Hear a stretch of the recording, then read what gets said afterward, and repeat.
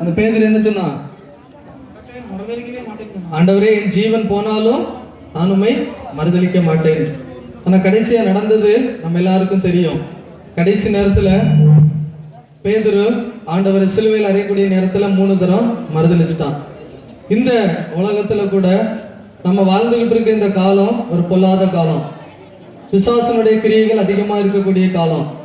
நான் இந்த காலத்துல எப்படி நம்ம காத்துக்கிடுதோங்கிறதுல நம்ம ஜாக்கிரதையா இருக்கணும். எப்பேற்பட்ட ஒரு சூழ்நிலை வந்தாலும் நம்ம ஆண்டவரை விட்டு தூரம் போக கூடாது, ஆண்டவரை மறுதலிக்க கூடாது.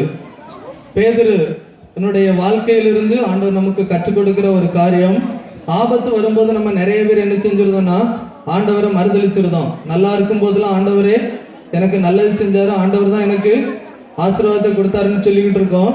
அதே இது நமக்கு ஒரு பிரச்சனை வரும்போது, நம்ம குடும்பத்துல ஒரு கஷ்டம் வரும்போது ஆண்டவருக்கு கண்ணு இல்லையா, காது இல்லையா, மூக்கு இல்லையா, வாய் இல்லையா, அவரு கடவுள் தானான்னுட்டு நம்ம கேட்டுக்கிட்டு இருக்கோம். அதே போல ஒரு வாழ்க்கை நம்மகிட்ட இல்லாம நம்ம ஆண்டவருக்காக மறுதலியாத ஒரு நித்தியமான ஒரு வாழ்க்கையை வாழணும்னுட்டு இந்த நேரத்துல திருச்சபையாக உங்களிடத்துல கேட்டுக்கிறேன். ஜெபம். ஆண்டவரே, அருமையான இந்த திருச்சபைக்காக ஸ்தோத்திரம். இந்த நேரத்துல கேட்ட சத்தியத்தின்படி பிள்ளைகள் நடக்க கிருபை செய்யும், வழி நடத்தும். இயேசுவின் மூலம் ஜெபிக்கிறேன் நல்ல பிதாவே.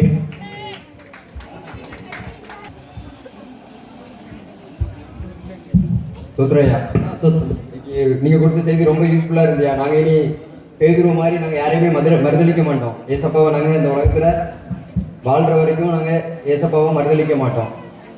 சரிப்பா, கடவுள் உங்களை ஆசீர்வதிப்பாரு.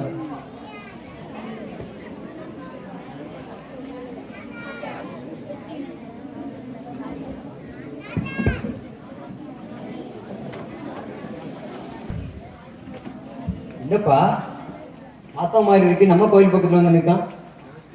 என்னப்பா காலையில முடிச்சு கோயில் முடிஞ்சதுக்கு முன்னாடி வெளியே வந்து நிற்கானே, என்ன விஷயமா இருக்கும்? பக்கத்துல போய் பார்ப்போம். என்ன சாத்தான், என்னையா கொல்ல வந்திருக்க? நான் எந்த பாவமுமே செய்யல, நான் ரொம்ப நல்ல பையன் அப்படின்னு இந்த மக்கள் சொல்லிட்டு இருக்காங்க. ஆனா நான் இந்த உலகத்துல என்னென்ன பாவம் உண்டோ எல்லா பாவத்தையும் நான் செஞ்சுட்டு தான் இருக்கேன். நம்ம சேகர் குருவானவர் முன்னால நான் நல்ல பையன், ஆனா சபை மக்கள் முன்னாலே நான் நல்ல பையன். ஆனா இந்த உலகத்துல என்னென்ன பாவம் உண்டோ எல்லா பாவத்தையும் நான் செஞ்சுட்டு இருக்கேன். சிகரெட், கஞ்சா, போதைப் பொருள், என்னென்ன போதைப் பொருள் இருக்கோ எல்லா பழக்கமும் என்கிட்ட இருக்கு. நீங்க என்ன தப்பா நினைச்சிடாங்க. ஆனா கோயில்ல நான் தான் நம்பர், எல்லாமே முன்னிலையில இருக்குது நான் தான். ஆனா வெளியே நான் உங்க பக்கம், நான் என்னைக்குமே நீங்க தான் என் பாஸ், நான் உன் பக்கத்துல தான் இருப்பேன். நீங்க கவலைப்பட வேண்டாம், என்னைக்குமே நான் உங்ககிட்ட தான் இருப்பேன். ஐயா வர இன்னைக்கு நல்லா செய்தி கொடுத்தாரு. கடைசி காலத்துல சாத்தா வர முடியும். நான் இந்த ஊர்ல எவ்வளவு தைரியசாலி, என்கிட்டலாம் சாத்தம் வர முடியுமா? சொன்னோன்னு வந்துட்டான். இன்னும் கொன்றாத சாத்தான், இன்னும் கொள்ளுக்கா வந்திருக்க. நான் எப்பவும் வா கட்சிதான், நல்லவங்க கூட எல்லாம் சேர மாட்டேன். கோயிலுக்கு நேச்சுரல் தவறா வரேன்னு நினைக்கோ. நான் எதுக்கு திரும்ப வரேன்? இந்த ஊர்ல எத்தனை கல்யாணிட்டு மாப்பிள்ளை பார்த்தாலும் அதை கெடுத்து விட்டுருவோம். கோயில் சொல்லிக்கு அதுக்குன்னு ஒரு வேனை பிடிச்சி எங்க சங்கத்துல 10 பேரை நான் சேர்த்து வச்சிருக்கேன். நான் எப்பவும் கட்சிதான், ஆண்டவருக்கெல்லாம் போக மாட்டேன். என்ன கொன்றாது.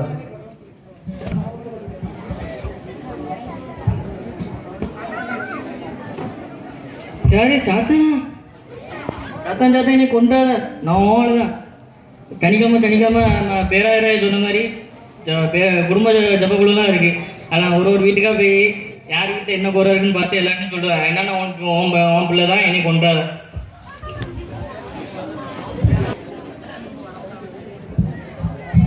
ஐயோ சாத்தான் சார் சரி, நான் கோயிலுக்கு கட்டுக்கட்டா பணம் கொடுக்கன்னு சொல்லி நான் தப்பா நினைச்சிருவேங்க. நான் போலீஸ்காரன் லஞ்சம் வாங்கி கட்டுக்கட்டா இப்பதான் கோயிலுக்கு கொடுக்கேன். அதனால நான் என்னைக்குமே உங்க கட்சி தான், நான் என்னைக்குமே உங்க பிள்ளை தான். சாத்தான் சார், கடைசி காலத்துல யாரையும் நிறைய கள்ளத்துக்கு சசிகள் இருந்தாலும் சாத்தானா வருவான், யாரும் மறுதளிச்சு விடான்னு சொன்னாங்க. நம்ம நினைச்சிருக்கணும். நான் ஒண்ணு கோயில கீபோர்டு போடுறதுலாம் நான் நல்லவன்னு நினைக்காத. எல்லா தப்பையும் நான் தான் பண்ணிட்டு இருக்கேன். என்ன ஒண்ணு பண்ணிடாத, நான் வாங்குறதான் உன் பக்கம் தான் என்ன விட்டு இது பெரியா. நான் இப்போ உன் பக்கம் தான். காலேஜ்ல நான் என்ன பண்ணாலும் உனக்கே தெரியும். நான் காலேஜ்ல